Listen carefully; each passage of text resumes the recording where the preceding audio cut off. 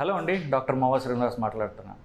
Sugar problem ఉన్నవాళ్ళు, మధుమేహ వ్యాధి ఉన్నవాళ్ళు ఎలాంటి రైస్ తినాలి, రైస్ తినచ్చా వద్దా, తినాలంటే ఎలాంటి రైస్ తినొచ్చు గురించి మాట్లాడదాం. ఇది ఇట్లా చేయకూడదు, బట్ స్టిల్ రైస్ తిని తీరాలి అని చాలామందికి ఉంటుంది. వాళ్ళ గురించి ఈ వీడియో చేయడం జరుగుతుంది. నిజం చెప్పాలంటే షుగర్ ప్రాబ్లం ఉన్నవాళ్ళు రైస్ పూర్తిగా మానేస్తే అన్నిటికంటే మంచిది. కానీ ఇది అంత తేలికైన విషయం కాదని నాకు తెలుసు. నేను ఎవరికైనా రైస్ ఆపేయమని చెప్తే ముందు వాళ్ళకి సరే అంటారు, కానీ మనం వాళ్ళని ఒక నెల రోజుల తర్వాత రమ్మన్నప్పుడు కనిపిస్తే నేను రైస్ ఆపడం నా వల్ల కావట్లేదండి, కొంచెమైనా ఒక ముద్దైనా తినాలి, ఒక పెరుగన్నమైనా తినాలి, ఇట్లాంటి రకరకాల అలవాట్లు ఉంటాయి వాటికి. రైస్ తినడం అనేది ప్రధానంగా ఒక అలవాటు మాత్రమే. మనకి సౌత్ ఇండియాలో అన్నప్రాసన సంవత్సరానికి చేస్తారు. సంవత్సరం పిల్లవాడికి అలవాటు చేసిన తిండి 40 ఏళ్లకు 50 ఏళ్ళకు ఆపమంటే అది కష్టతరమైన విషయమే. కానీ కొంతమందికి రైస్ డిపెండెన్స్ తక్కువ ఉంటుంది, కొంతమందికి రైస్ డిపెండెన్స్ ఎక్కువ ఉంటుంది. సో వాళ్ళు రైస్ ఆపడం అనేది చాలా చాలా కష్టం. వాళ్ళకి మనం ఏం చేస్తామంటే మెల్లగా రైస్ తగ్గించే ప్రయత్నం చేయండి. సో ముందు ఒక పూట మానండి. ఒక పూట మానడం కూడా కష్టమైతే రోజు విడిచి రోజు ఒక పూట మానండి, లేదా 2 రోజులకు ఒకసారి మానండి.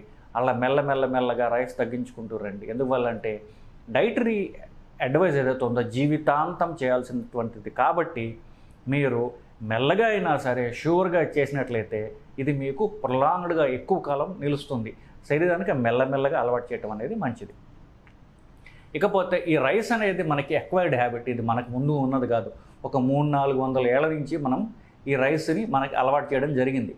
మన కల్చర్ ప్రకారం ఇట్ ఈస్ కల్చరల్ హ్యాబిట్ మాత్రమే.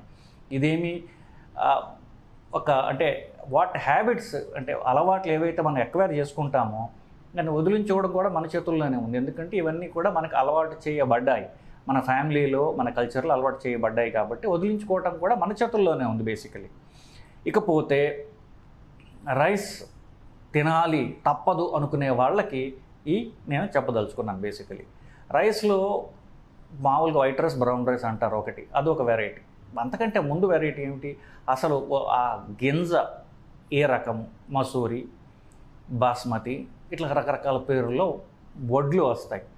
ఆ వడ్లని వచ్చిన తర్వాత దాన్ని పాలిష్ చేసి దాన్ని బట్టి white rice, brown rice, red rice, లేకపోతే ముందు రెడ్, బ్రౌన్, వైట్. మీరు నార్త్ ఈస్ట్ పోయినట్లయితే నేను బ్లాక్ రైస్, గ్రీన్ రైస్ అని కూడా చూశాను. సో ఇట్లాంటి రకరకాల రైస్లు ఉన్నాయి ఇండియాలో. బయట అయితే ఇంకా వెరైటీస్ చాలా ఉన్నాయి. బట్ ఇండియాలోనే అట్లీస్ట్ ఈ 4 రంగులు ఉన్నాయి. వీటిలో చాలా వరకు పాలిషింగ్ మీద ఉంటుంది. ఏ రైస్ అయినా సరే మీరు పూర్తిగా దాన్ని పాలిష్ పెడితే చివరికి అయ్యేది వైట్ రైసే. న్యూట్రిషనల్ పరంగా ఎంత తక్కువ పాలిష్ చేస్తే రైస్లో అంత ఫైబర్ ఎక్కువ ఉంటుంది.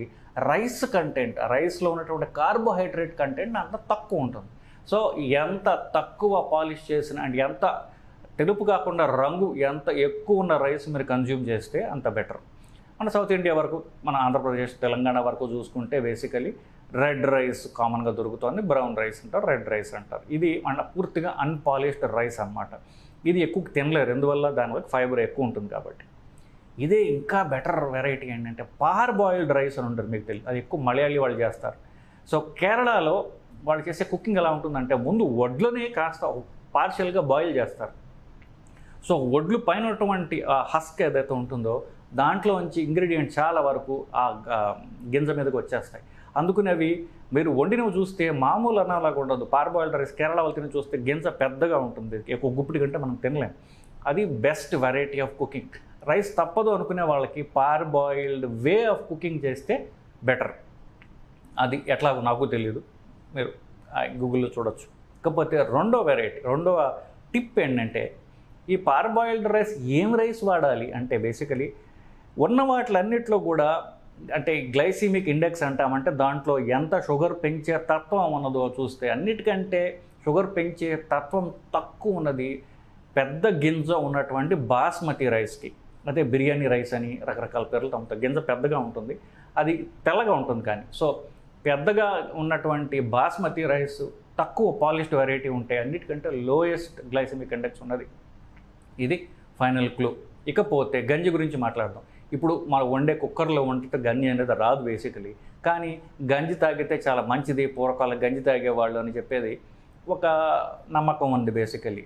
బట్ మీరు చూసుకున్నట్టు కర్ణాటకలో, సౌత్ కర్ణాటకలో, కేరళలో వీటన్నిటిలో గంజి తాగడం అనేది బ్రేక్ఫాస్ట్ గంజి తాగుతారు వాళ్ళు బేసికలీ. కానీ గంజిలో ఉన్నటువంటి ఇంగ్రీడియంట్స్ మీరు చూసుకున్నట్లయితే అది అంత తక్కువ క్యాలరీస్ ఏమి లేవు దాంట్లో. మామూలు రైస్కి ఎంత ఉంటాయి, గంజిలో అంతే ఉంటాయి. సో గంజి తాగడం అనేది గుడ్ హ్యాబిట్ కానే కాదండి. రైస్ తినడం ఒక రకంగా రెండింటిలో రైసే బెటరు చూసుకుంటే. దాంట్లో కూడా నేను చెప్పినట్టుగా పెద్ద గింజ ఉన్నటువంటి బాస్మతి రైస్, తక్కువ పాలిష్డ్ అయితే ఉన్న వాటిలో అది అన్నిటికంటే better variety basically. So rice ఏ గ్రెయిన్ వేసి వాడుకుంటే మంచిది, ఎలా వండితే మంచిది, ఇలాంటివి చూసాం మనం. సో ఎంత తక్కువ పాలిష్ చేసుకుంటే అంత ఉన్నది బెటరు. దీన్ని కూడా మీరు మీ అలవాటు తగ్గించుకోవడానికి, నేను రైస్ గురించి చెప్తున్నాను, రైస్ తినమని కాదు సుమా. బేసికలీ రైస్ తినాలి తప్పదు అనుకునే వాళ్ళకి మాత్రమే చెప్తున్నాను బేసికలీ. సో ఈ రైసు ఎన్నిసార్లు తినాలి నెక్స్ట్. సో ఇది రైస్ వెరైటీస్ గురించి మాట్లాడాం. బ్రేక్ఫాస్ట్ తినడం అనేది చాలామందికి చాలా చాలా కామన్ హ్యాబిట్. బ్రేక్ఫాస్ట్లో ఏం తింటారు, ఇడ్లీ దోశ ఇలాంటి ఉప్మా ఏంటంటుంటారు. ఇడ్లీ దోశలో కూడా రైస్ వేస్తారు.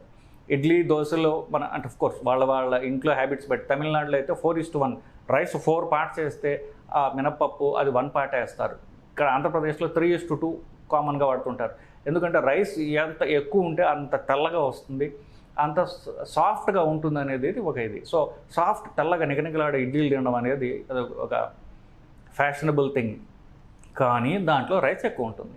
సో బ్రేక్ఫాస్ట్లో రైస్ లేనటువంటి బ్రేక్ఫాస్ట్ తినే ప్రయత్నం చేయడం అనేది డైటింగ్ చేసే వాళ్ళు చేయాల్సినటువంటి మొదటి ట్రిక్. సో బ్రేక్ఫాస్ట్లో రైస్ లేనటువంటి చూసుకోవటం, పెసలు, మినువులు ఎక్కువ ఉన్నవి చూసుకోవడం బెటర్. అంటే గారెలు, పెసరట్లు ఇట్లాంటివి అయితే బెటరు. ఇడ్లీల్లో రైస్ తగ్గించి మినపప్పు, ఇడ్లీ పప్పు ఎక్కువ శాతం ఉన్నటువంటి వెరైటీగా అది కుక్ చేసుకుంటే ఇంకా బెటరు.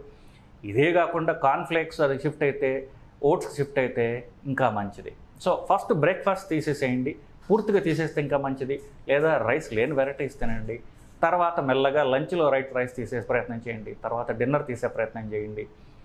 ఇలా కాకపోతే కనీసం ఇది రోజు విడిచి రోజు చేయండి. కానీ రైస్ తినేటటువంటి ఒక అలవాటు నుంచి బయటపడటానికి ప్రయత్నం చేయండి. సో ఇదండి.